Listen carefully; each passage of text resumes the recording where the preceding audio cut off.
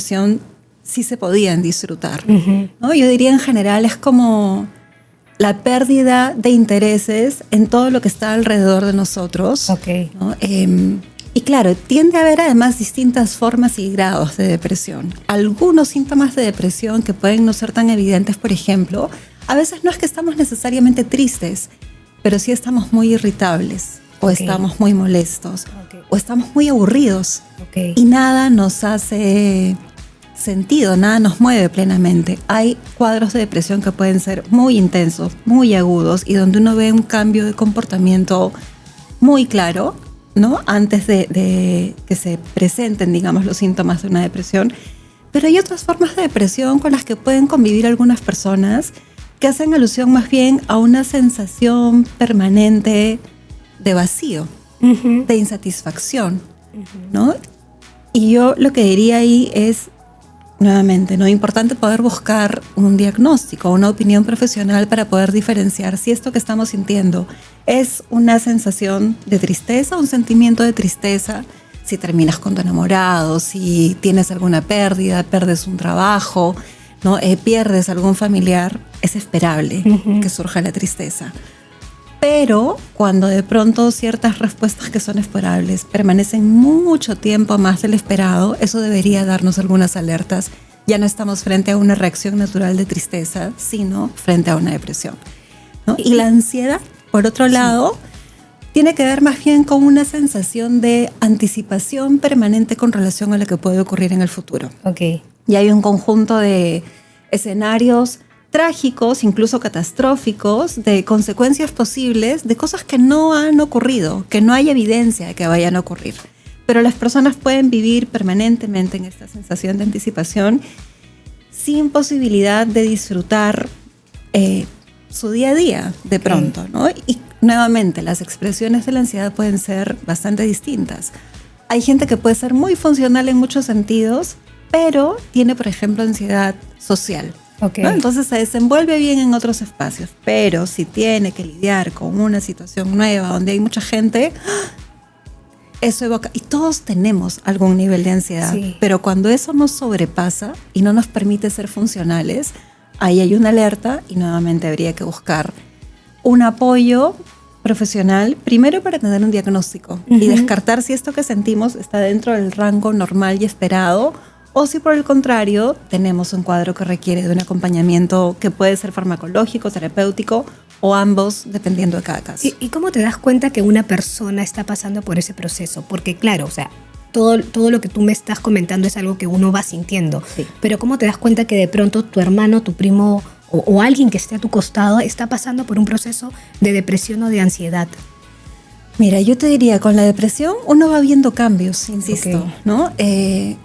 Hay patrones típicos que tienen que ver, insisto, cambios de hábitos en alimentación, en sueño, ¿no? En disfrute, gente que va perdiendo intereses, porque tú te das cuenta que de pronto antes esta persona solía hacer cierto tipo de actividades, solía ver gente, y de pronto, es en los casos más visibles, en realidad la gente empieza como a retirarse de alguna forma del mundo, ¿no? A dejar de hacer actividades que solía disfrutar hacer.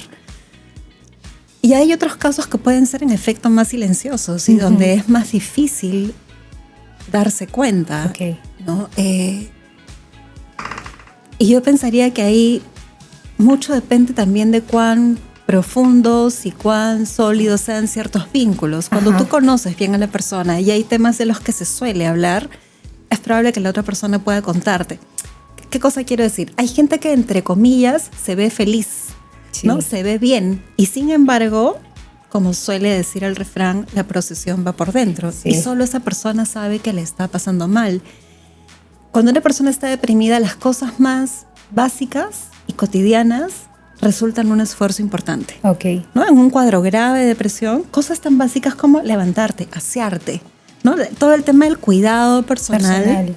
Alimentación, claro, empiezan, o sea, nada te interesa, ¿no? Entonces, cosas que pueden ser tan básicas como ¿por qué me bañaría hoy si mañana me voy a tener que volver a bañar? ¿No? Empieza a aparecer una suerte de lógica que lo que hace es generar niveles de descuido de distintas maneras. Esas son las señales, insisto, más claras y evidentes donde uno dice, acá hay un antes y un después. Yo me hago esa pregunta los domingos. Porque me tengo que bañar hoy, si no voy a salir y voy a quedar en mi casa. Pero no estoy deprimida, no lo estoy. Pero puede ser más un engreimiento, por ejemplo. Sí. No, ya, hoy día me quedo en la cama, qué rico, calentito, no sé qué, claro. X. Pero eso que traes, por ejemplo, es una señal también, ¿no? Alguien que literalmente no sale de su cama, Ajá. no se mueve, no ve personas, no hace cosas que le impliquen algún nivel de disfrute, algún nivel de interacción, descuida su aseo personal, descuida su alimentación, ¿no? Claro, de pronto te dando todo un conjunto de alertas y tú dices, ok, aquí algo está pasando. Sí. Exacto. Yo te quería hacer una pregunta. ¿Qué tanto se relaciona la ansiedad con los ataques de pánico? Te cuento, ¿no? O sea, yo hace algún tiempo nunca había pasado por algo. Cuando yo vivía en México, tuve 2 episodios y me pasó en un taxi. Iba en un taxi, ¿no? Iba normal en el taxi y de pronto empecé a sentir que me faltaba el aire, que me iba a pasar algo. Llamé a un amigo, hablaba con él me decía, respira, relájate. Y hasta que yo no llegué, o sea, llegué a sentir que me quería lanzar del auto, mira, ¿no? Hasta que yo no llegué a casa no estuve tranquila. Eso me pasó 2 veces allá. Acá yo lo he vuelto a sentir, no con esa misma magnitud, pero lo he vuelto a sentir y es como que, a ver, relájate, respira, está en tu cabeza, ¿no? Entonces yo no sé si me está pasando un ataque de ansiedad o si me está pasando un ataque de pánico. No sé si tienen que ver, si se relacionan o son totalmente distintos. Un ataque de pánico generalmente es algo a lo que no le podemos atribuir una causa. Ok. No, te sientes mal de pronto y no sabes por qué te estás sintiendo mal. Uh-huh. Y tu cuerpo te da un conjunto de señales que son difíciles de interpretar, pero aparecen un conjunto de señales que son físicas. Y a veces las personas dicen, ¿qué me está pasando? ¿No? Porque tu corazón palpita, la típica sensación de me está dando un infarto. O sea, ¿qué cosa es lo que me está pasando? Pero además hay estas otras sensaciones como de esto que se suele llamar a veces desrealización, ¿no? Es como la realidad se siente rara, como si esto que estás viendo, percibiendo, hay una sensación como muy particular de estar y no estar, digamos, en la realidad. Y claro, los ataques de pánico tienen muchas lecturas, muchas explicaciones, un poco en función de desde donde uno se ubique, ¿no? Claro, pueden comprenderse como a veces cosas que hemos experimentado en la etapa más temprana de la vida y que por ende no están registradas, no me quiero poner técnica, pero como si fuera un pensamiento, como si fueran un recuerdo, pero sí están registradas como un momento de vivencia donde alguien ha sentido alguna suerte de derrumbe. Y en algún punto surge algo en el entorno que uno no reconoce qué es. O sea, no es que no haya un detonante, es que no podemos hacer el clic, no podemos enlazar qué de eso que estamos viviendo nos lleva de alguna forma a revivir esta situación o esta sensación como de angustia, de desprotección, de derrumbe. Y aparece de pronto el ataque de pánico. La ansiedad es más un tema a lo que decías hace un ratito de adelantarte a algo que supuestamente te podría pasar, que no necesariamente va a ser así. Es como vivir con miedo todo el tiempo. Eso. Pero con la ansiedad tú más o menos sabes a qué cosa le tienes miedo. No, esto voy a decir una tontera, pero yo he trabajado mucho tiempo con universitarios, entonces surgen rápidamente en mi mente ejemplos por ahí. Me da miedo exponer. Entonces sé que voy a hacer una exposición o sé que voy a hacer una presentación en un directorio y estoy X días antes, ¿no? Esto con una sensación de tensión, pero yo puedo identificar con toda claridad qué es eso que está generando esta sensación en mí. A menos que hablemos de un cuadro de ansiedad generalizada, donde claro, donde tengo miedo todo el tiempo por distintas cosas, pero la sensación, si queremos, con la ansiedad es más una sensación de miedo, de anticipación, de este pensar, de estas ideas que surgen con un tono bien catastrófico. Con el pánico te sientes mal, de golpe. O sea, estás tranquila y de pronto te sientes mal y te sientes rara. Y no sabes qué cosa está pasando ni por qué te sientes así. Y eso es lo perturbador de los ataques de pánico. En ese caso, habría que de repente detectar cuándo es que tu ataque de ansiedad o de pánico se hace presente, ¿no? Y a partir de ahí trabajar el miedo que te lleva a esa situación. A veces tienes que trabajar cosas en terapia de muy larga data porque se hace muy complejo poder identificar, cuando hay ataques de pánico, se hace muy complejo poder identificar una causa Pero te hablo específica. En el lado de la ansiedad. Claro, con la ansiedad generalmente hay como distintas aproximaciones también para trabajar, ¿no? La ansiedad. En algunos casos sí es un poco identificar qué cosa te lleva a anticipar que ciertas situaciones podrían ser peligrosas para ti. Uf, ¿no? Es como... Yo tendría que trabajar el subirme a un taxi, porque cada que me subo, de verdad, cada que tomo un taxi sola, y tomo muchos taxis porque me muevo en taxi, ando así como nerviosa, ¿no? Y mando mi ubicación y todo el tema. Si es de día voy más tranquila, si es de noche, Pero mira que lo que dices es importante. Todos tendemos de alguna forma a la ansiedad, porque a la medida en que la ansiedad nos lleva a prepararnos a ciertos escenarios, también podemos anticipar ciertos cuidados y controles. Hay gente que a veces dice, ya, ¿cómo elimino la ansiedad de mi vida? No puedes eliminar la ansiedad de tu vida y no te conviene, o sea, adaptativamente eliminar la ansiedad. Porque te ponen una situación porque te de cuidas. Exactamente, ¿no? Lo que hace la ansiedad finalmente es eso. Como anticipamos, es como, a ver, lo que acabas de decir. Si yo siento que, además, lamentablemente hay elementos de realidad en nuestra sociedad como para pensar que una mujer que va sola en un taxi puede estar en una posición vulnerable. Claro. Entonces, ¿cómo disminuyes las posibilidades de riesgo tomando la precaución A, B, C, D, E? Y eso es algo que uno hace gracias a que uno está ansioso. Y yo aún así me he tirado hasta de un taxi. Yo lo tengo que contar. Me tiré del taxi y el taxista me dijo, señorita, ¿qué le pasa? Bueno, yo le dije, perdón, pero ¿por qué se desvía de camino, señorita? Porque por aquí está cerrado. Y yo ya, o sea, ¿no? Quedé como payaso, pero bueno, me pasó porque realmente sí es como que lo tengo muy presente, ¿no? Sí, claro. Insisto, y es una situación de alerta que no es gratuita, que se construye sobre la base de cosas que ocurren en nuestro entorno. Si tú tienes que hacer una presentación, uno dice, ay, odio esta ansiedad. Pero la ansiedad para una presentación te lleva a revisar que los datos estén bien, que la presentación esté bien, que no se te haya colado un dato, que, o sea, te lleva a prepararte para hacerlo bien. Puede ser odioso lidiar con la ansiedad, pero también nos ayuda de alguna forma.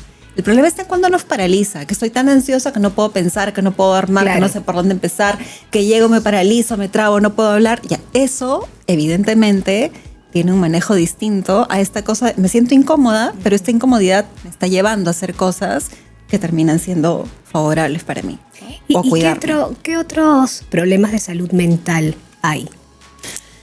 Mira, yo diría que en este momento, a ver, algo que yo registro mucho, creo que tiene que ver con temas de relaciones de pareja. Siempre son una demanda, ¿no? Importante, porque además los códigos de las relaciones de pareja han cambiado mucho de un tiempo para acá, ¿no? Entonces, ese terreno extraño donde la gente sale, no sale, está saliendo, es exclusiva, no es exclusiva, y es una situationship, una XXXX, genera mucha incertidumbre también. Saliente con derecho, saliente sin derecho. Sí, exactamente. O sea, todo lo que tiene que ver con relaciones con otras personas que moviliza muchos afectos, ¿no? Y claro, yo diría que inclusive las condiciones de vida actuales complican o complejizan, digamos, que podamos establecer relaciones interpersonales de cualquier naturaleza que sean más sólidas, más honestas, más profundas, que nos acompañen, ¿no? Estos ejemplos que me mencionas tienen que ver con parte de la salud mental, ¿sí? O sea, definitivamente, y te lo digo con honestidad, un porcentaje importante de personas que llega a consulta llega por un tema de relación con alguien. Luego aparecen otros temas, pero eso suele ser un detonante. Y lo pongo en términos de salud mental porque son cosas que generan sufrimiento. Y luego, cuando uno va explorando, claro, la relación de pareja que acaba de terminar o que no está funcionando, aparece como la puntita del iceberg, pero en el fondo hay toda una manera en la que hemos ido construyendo nuestra manera de relacionarnos con nosotros mismos y de relacionarnos con las otras personas que se actualizan en un vínculo particular. pero son cosas que, digamos, ya vamos trayendo y que sí es importante que podamos mirar, revisar, trabajar. Sí, yo hace unos días hablaba con una amiga y las dos llegamos a la conclusión de hay que sanar mi relación y mi vínculo con mi papá, ¿no? O sea, y muchas de las relaciones de pareja, o sea, de las mujeres que tienen de pronto algún tipo de apego o de dependencia, tienen que ver con esta parte del papá, ¿no? Y mira, y a veces no puedes sanar la relación con tu papá real de carne y hueso. Y entonces te toca trabajar la relación con tu papá acá. Del papá que tú has internalizado, con el que te relacionas. Y si tienes algún rollo en tu relación con tu papá, también tienes un rollo en tu relación con tu mamá. Porque venimos en paquetito, en triángulo. Sí. ¿No? Esto, una cosa jala necesariamente la otra también. Y en relación a los trastornos que existen, ¿cuáles otros serían o cuáles otros se hacen presentes en esta época? Mira, lo que predominaba antes era lo que se llamaba patologías de conflicto. Instancias psíquicas que se encontraban entre sí. Ahora lo que predomina son las patologías de déficit. Patologías que están vinculadas más justamente a esto, ¿no? A temas de personalidad, a cosas muy básicas de la primera etapa de la vida que no han logrado construirse, consolidarse, ¿no? Donde no hay como una base, si queremos, lo suficientemente sana. Entonces, claro, llegamos a la etapa de ciertos conflictos importantes de vida, pero ya llegamos como con ciertas fallas, ¿no? Fallas no es la palabra más afortunada, pero llegamos con una estructura que no es lo suficientemente sólida, digamos, ¿no? Y son cosas que vamos arrastrando. Algo que yo creo que predomina mucho en esta época es distintas formas, ¿no? De expresión de esta sensación como de insatisfacción con la vida, insatisfacción mucho, ¿no? Con uno mismo, la sensación de vacío, el no saber bien, ¿no? Qué cosa quieres hacer con tu vida, ¿no? El no tener un propósito claro. Y eso, eso se deberá a que vivimos de pronto tan acelerados y con tanto por hacer y muchas veces con tanto que tienes que demostrar que finalmente terminas como perdido, ¿no? Y ahora, ¿qué hago? ¿Quién soy? ¿Qué quiero? O sea, y llegas a los 40 años y te empiezas a evaluar todo, ¿no? Sí. Porque sí, tiene mucho que ver, creo yo, con el ritmo de vida que hoy por hoy tenemos. Cada etapa, cada contexto, espacio-tiempo, genera como su propio bloque de patologías, digamos, ¿no? Claro, en etapas anteriores, donde, digamos, uno tenía referentes muy claros, instituciones muy claras, ¿no? Donde la figura paterna tenía una caracterización muy clara y hasta muy rígida. El rol de la figura materna, muy claro pero muy rígido. Y tenías otro tipo de instituciones, el Estado, la Iglesia, ¿no? Esto... Claro. Pero instituciones claras, tenías pocos referentes, pero tenías referentes sólidos, con los que te podías identificar y con los que te podías pelear. Uh-huh. Yo agradezco no ser de la generación que vivió su adolescencia con redes sociales. Sí. Es distinto. Es totalmente diferente. Es otra historia. Sí. O sea, los chicos ahora, el gran desafío de la adolescencia es construir la identidad. Y tienes tantos referentes, tantos modelos, que es más difícil finalmente. Y tienes tantos ideales que son tan ajenos a tu realidad, tan poco cercanos. Eso es lo que te iba a decir. O sea, y con referentes que finalmente no necesariamente son reales, ¿no? No. O sea, admiran o ven o siguen a personas que te demuestran algo que no necesariamente es así y que incluso está cubierto, no sé, por un filtro o por lo que fuese, totalmente. ¿Me entiendes? Entonces, sí es totalmente complicado. Es distinto y donde lo que tú decías también es importante.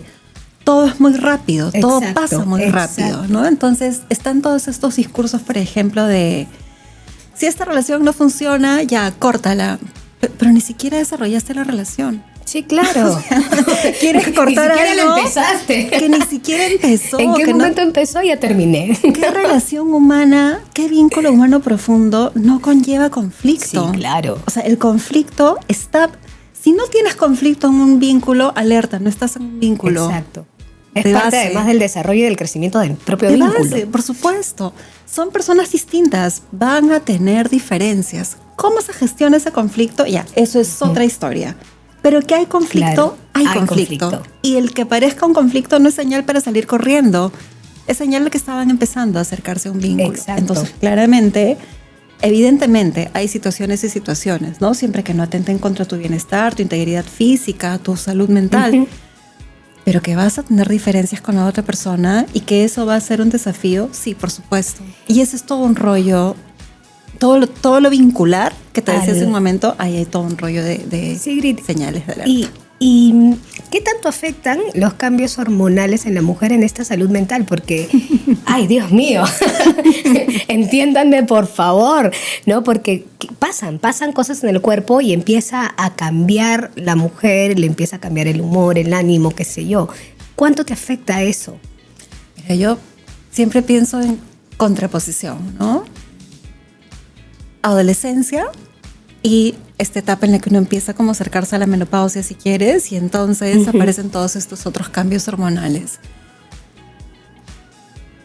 No estoy segura de que haya una regla única y definida. Probablemente cada quien atraviesa los cambios en función de todo un conjunto de elementos, tu propia historia personal, los recursos que tengas, etcétera. Pero creo que hay cosas que son importantes. Cuando eres más jovencito y atraviesas la adolescencia, hay como una suerte de despertar a la vida, ¿no?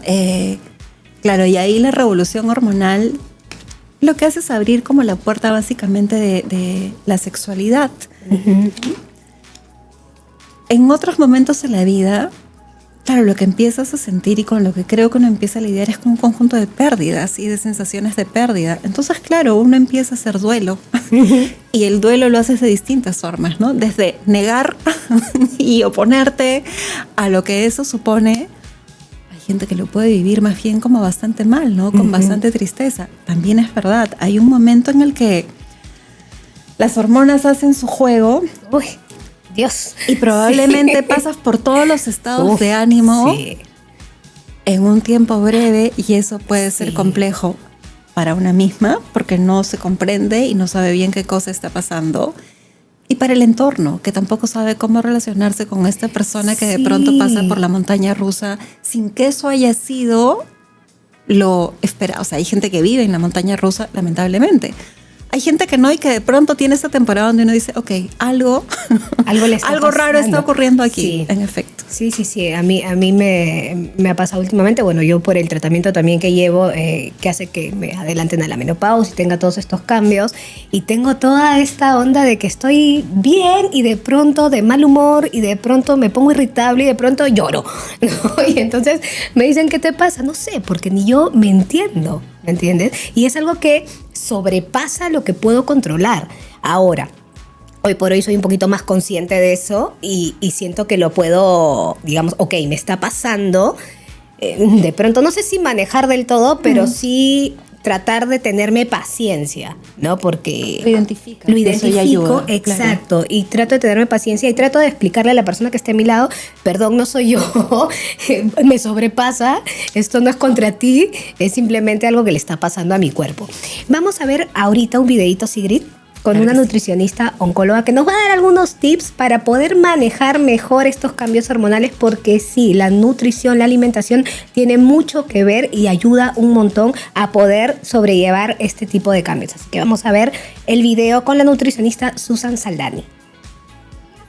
Una alimentación a partir de los 40 años también es importante para el cuidado de nuestra salud hormonal. Hoy quiero dejarte unas recomendaciones nutricionales que serán de gran ayuda en esta etapa.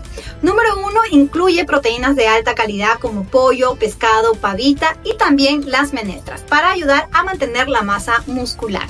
También no olvides que las grasas saludables como palta, aceituna, aceite de oliva, pescado nos van a dar un gran aporte de omega 3 y también es antiinflamatoria.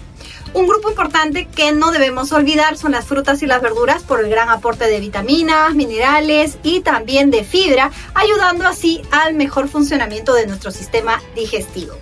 Mantener una buena hidratación en esta etapa ayudará también a mejorar nuestros niveles hormonales y a mantenernos activas por más tiempo, evitando así la fatiga y el cansancio. Soy Susan Saldani, soy nutricionista y nos estamos viendo en el siguiente video. Ya estamos aquí de vuelta, ya saben, tienen que seguir los consejos de Susan Saldani. Sigrid, Cuéntame. ¿se puede desarrollar una depresión o una ansiedad ya siendo adulto? Sí. Bueno, sí, yo hace un ratito lo comenté, ¿no? Sí, claro. Sí. A ver, nuestra salud mental no es algo que esté... O sea, es algo que está vivo finalmente, ¿no? Y probablemente para cada una y cada uno de nosotros puede haber distintos detonantes, de pronto distintos eventos o sucesos que movilicen algunas cosas en nosotros. Ahora, insisto, yo incluso te diría, más que una depresión, podemos todos pasar por distintos tipos de situaciones que movilizan un trabajo de duelo en nosotros. Uh-huh. Y el trabajo de duelo es algo saludable, es algo por lo que todos pasamos cuando enfrentamos una pérdida, pero claro, que conlleva esta pérdida de interés en todo lo que ocurre afuera, pero que tiene un inicio y que tiene un fin. Uh-huh. Esa es la diferencia de pronto. Hay momentos en la vida en los que todos vamos a transitar por ciertos duelos, pero el duelo tiene inicio, tiene fin, y uno regresa a la vida con sus propios recursos. Uh-huh. Cuando eso no nos ocurre y cuando de pronto nos quedamos anclados en esta sensación de tristeza, de pérdida de interés, etcétera, claro, ahí sí estamos hablando de una depresión. Y de pronto nos puede ocurrir que hemos tenido la buena fortuna de no haber tenido, por ejemplo, una pérdida significativa hasta los 40 y de pronto en nuestros 40 fallece alguno de nuestros papás, uh-huh, por poner un ejemplo X. Entonces, claro, eso puede abrir la puerta a que surja no solamente un duelo, sino que podamos desarrollar alguna forma de depresión, uh-huh, ¿no? O cosas incluso más duras, ¿no? Pérdidas de hijos, de estas situaciones que uno ni siquiera quiere, claro, pensar ni nombrar, pero que de pronto ocurren y que son cosas para las que de pronto no estábamos preparados y aparecen síntomas, en efecto, ¿no? de depresión que requieren alguna forma de atención, o estamos expuestos a alguna situación trágica, inesperada, y aparece de pronto una situación de ansiedad también, ¿no? Que nos lleva como a anticipar cómo pudimos evitar algo que no se pudo evitar. ¿Y se trata igual a un adulto que a un adolescente? Yo diría que en términos generales, a ver, siempre se hacen diferencias en función de con quién trabaja uno. No todos los adolescentes son iguales, no todos los adultos son iguales, cada uno tiene recursos, características, cosas distintas, ¿no? Yo inclusive te diría, o sea, digamos, en líneas generales, para no eludir la pregunta, no es igual el tratamiento de los adolescentes que el tratamiento de los adultos. Pero la verdad es que cuando trabajas en consulta privada, nunca eres el mismo terapeuta con dos pacientes distintos, así tengan el mismo grupo de edad. Porque con cada uno construyes un vínculo que es muy personal, claro, muy particular. O sea, se construye entre ambas partes de la pareja terapéutica, ¿no? Entonces, claro, cada vínculo termina siendo especial, singular, único. ¿Y qué tipo de actividades puede realizar una persona que está pasando por algún problema de salud mental? ¿Qué cosa le puede hacer bien? Mira, yo diría que hay cosas que son como protectoras en términos generales. Uh-huh. Algo fundamental, y creo que por eso traía un poco el tema hace un momento, el tener un grupo de personas, un grupo de sostén, ¿no? De vínculos donde tú sientas que puedes ser, ¿no? Y gente que tú sabes que incondicionalmente va a estar ahí para ti, va a estar contigo, que te va a escuchar, que te va a acompañar, que te va a sostener. El tener esas personas, el poder acudir a esas personas y en ese sentido el utilizar esos recursos es un factor protector importante. A mí me encantan los refranes. Y hay uno que dice algo así como, claro, una pena entre dos es menos atroz. Uh-huh. Y es cierto, a veces basta con que uno le cuente a alguien algo que está atravesando, uh-huh, y esta sensación terrible de soledad, de que nadie te comprende en el mundo, disminuye, claro, baja. Y no por lo que el otro te vaya a decir. O sea, generalmente la otra persona no tiene mucho que decir para solucionar o que a ti no se te haya ocurrido. No pasa por ahí, claro, sino por el hecho de estar acompañado. En la medida de lo posible, hay otras cosas que son hasta más básicas, pero sí, tratar de hacer algo de actividad física. Eso, La actividad física te activa, te ayuda. No tiene que ser la misma actividad física para todas o para todos. Cada quien encuentra eso que le gusta, pero moverte te activa, te hace bien. Libera la mente, ¿no? Sí. Hay un momento, si estás haciendo algún tipo de deporte, hay un momento en el que solamente estás pensando en tu cuerpo. Y eso, a veces claro, es verdad, también es muy difícil cuando uno está anímicamente golpeado encontrar la energía para empezar. Yo ahí más bien pienso en qué importante es poder tener el hábito de hacer, ¿no?, actividad física. Entonces, si ocurre algo, tienes algo que ya te sostiene. Tienes un escape ahí, ¿no? Sí. Que te libera. Y justo por eso hemos invitado también a Lucía Lamadrid, que es profesora de yoga y que nos ha preparado un videíto que vamos a presentar ahorita para aquellas personas que estén buscando una alternativa para disipar la mente. Hola, mi nombre es Lucía, yo soy profesora de yoga y de respiración y el día de hoy quiero compartirte 3 consejos prácticos y sobre todo sencillos que vas a poder aplicar en tu día a día para poder disminuir el impacto del estrés cotidiano al cual estamos sometidas y sometidos. Entonces, practicando estos 3 ejercicios pueden realmente marcar una diferencia en la práctica continuada. Vamos a empezar con el trabajo de respiración, la respiración diafragmática, que es la respiración que nos permite activar a nuestro sistema nervioso parasimpático, que es el sistema nervioso que nos permite precisamente entrar hacia ese estado profundo de relajación. Vamos a recostarnos boca arriba. Sugiero que sea en el suelo en vez de la cama. Si no tenemos un yoga mat, podemos poner un pareo. Aquí vamos a tener a las piernas al ancho de caderas, los pies apoyados al suelo. He colocado aquí unas mantas, en este caso para poder sostener a mi cuello y cabeza. Si en casa no tienes unas mantas como esta, puedes colocar una almohada que no sea muy alta. Las manos van a descansar sobre el abdomen y vamos a empezar a respirar por la nariz, sintiendo que la respiración ocurre en la zona abdominal.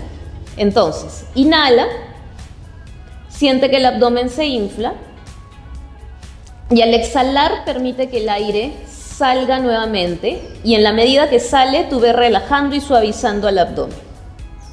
Vamos a repetir 3 veces más. En esta respiración la vamos a practicar unas 10 o 15 veces, ¿sí? Para poder sentir este impacto, ¿no?, que tienen nosotros, en nosotras. Si no estás en casa y no tienes la posibilidad de recostarte y necesitas hacer uso de esta respiración, puedes sentarte en una silla con la columna recta y traer las manos hacia el abdomen y de la misma manera. 10 o 15 respiraciones conscientes en la zona del abdomen y vas a ver el cambio, vas a notar el cambio.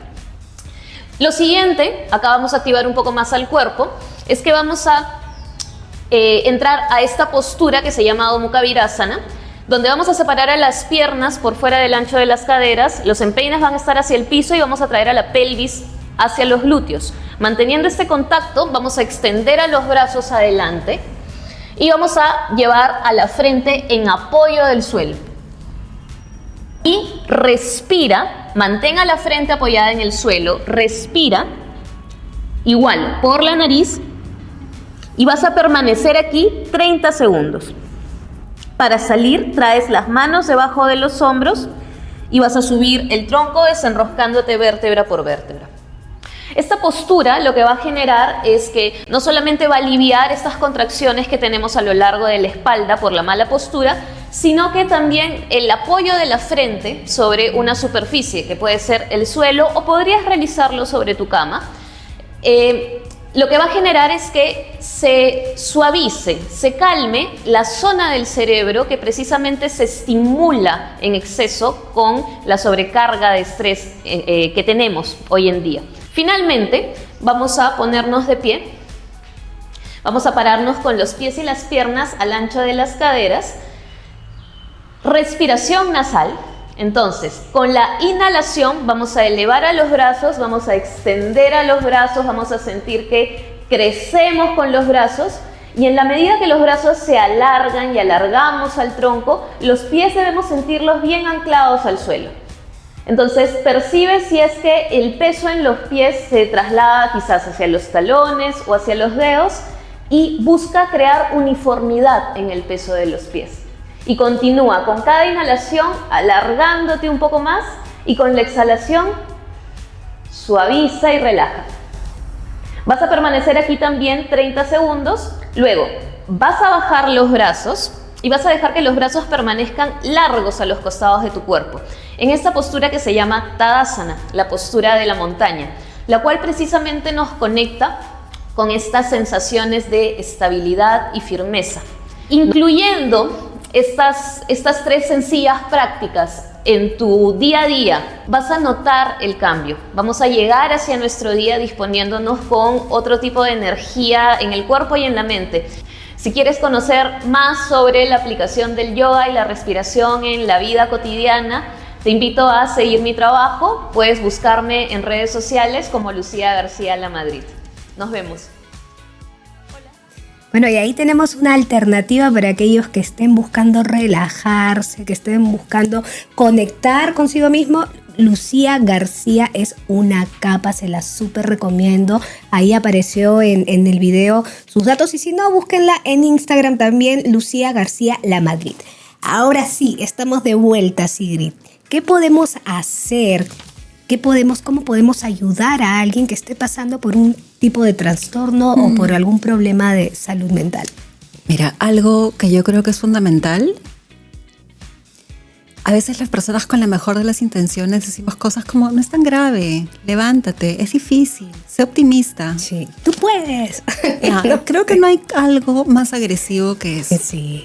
Podemos no hacerlo con esa intención, pero es agresivo. A una persona que tiene un problema en el hígado no le decimos, pon buen ánimo, tu hígado va a mejorar, mentalízate. No, necesitas un tratamiento eventualmente, claro, ¿no? Y una persona que está pasándola mal necesita también de un acompañamiento especializado. No es un tema de voluntad, no es un tema de ánimo, claro, no es un tema de actitud, es una enfermedad. O sea, y si se trata de una enfermedad, claro, necesita ser tratada con la seriedad con que se trata una enfermedad. Yo diría cosas que podamos hacer en el cotidiano. Suena a chiste, pero esto de escuchamos, no juzgamos, ¿no? Uh-huh. Es algo que se dice muy fácil de la boca hacia afuera, pero que es bien difícil hacer. Suspender el juicio, escuchar, tratar de comprender, tratar de colocarse en el lugar del otro. ¿Es suficiente? No. O sea, vale también alentar a la otra persona a buscar ayuda profesional, ¿no? Hay momentos en los que sí, en los que es necesario ir a terapia, ir al psiquiatra.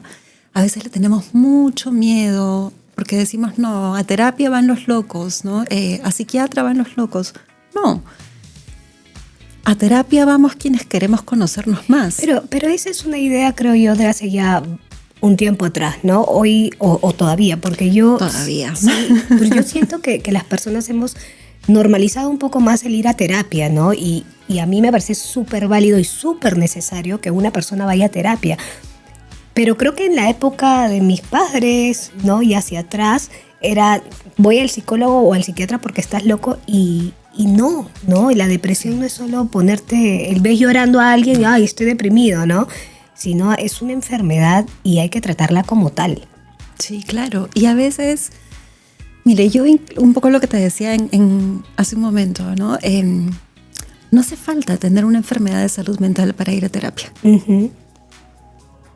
Conocerte más, comprenderte mejor, tener una mejor convivencia contigo, resignificar cosas, es algo que nos ayuda a todos sin necesidad de tener una etiqueta diagnóstica. Exacto. Todos tenemos una historia, todos llevamos cosas con nosotros que nos dolieron, que nos marcaron, que dejaron una huella en la manera como nos vemos, cómo nos relacionamos con nosotros mismos, cómo nos relacionamos con los demás, cómo nos relacionamos con los desafíos, cómo nos relacionamos con la adversidad.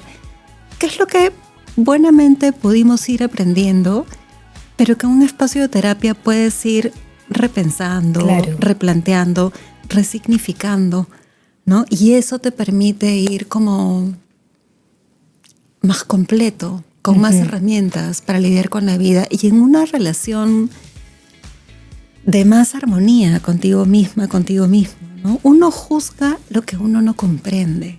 Bueno, también por un poquito de miedo, ¿no? Porque muchas personas tienen miedo a verse a sí mismas y a encontrarse con ese lado que a veces niegas, ¿no? Sí, ¿no? claro. Yo no soy así, yo no soy asá, pero finalmente sí, tienes de eso y no está mal, es parte de ti porque así te has formado, porque es lo que tu manera de ver la vida te ha llevado a eso y finalmente está bueno enfrentarlo para como se dice, agarrar al toro por las astas e ir mejorando. Todos tenemos un poquito de todo. Uh-huh. Hay cosas que están bien vistas, hay cosas que están mal vistas. Todos tenemos un lado agresivo. Uh-huh. El problema no es tener un lado agresivo, el problema es creer que somos unas santas palomas y que los demás son malos y nosotros somos los buenos, las buenas o las víctimas de cada situación. Porque entonces no nos hacemos cargo de nuestra agresión, pero que nuestra agresión está y que sale, está y sale, por supuesto. Es que tendemos también a victimizarnos, ¿no? La gran mayoría de personas tendemos a victimizarnos y eso es lo que muchas veces no nos permite avanzar, ¿no? El ese de, ay, pobrecita de mí, ay, no por esto, o las excusas que finalmente no te llevan a nada, ¿no? O sea, te llevan a seguir avanzando en tu vida así como en automático y no a crecer como persona y a dar lo mejor de ti, que creo que eso es lo que uno puede encontrar en una terapia. Mira, hay relaciones que uno puede cortar con las otras personas y uno evalúa que, bueno, después de haber hecho todos los intentos, lamentablemente la relación ya no va.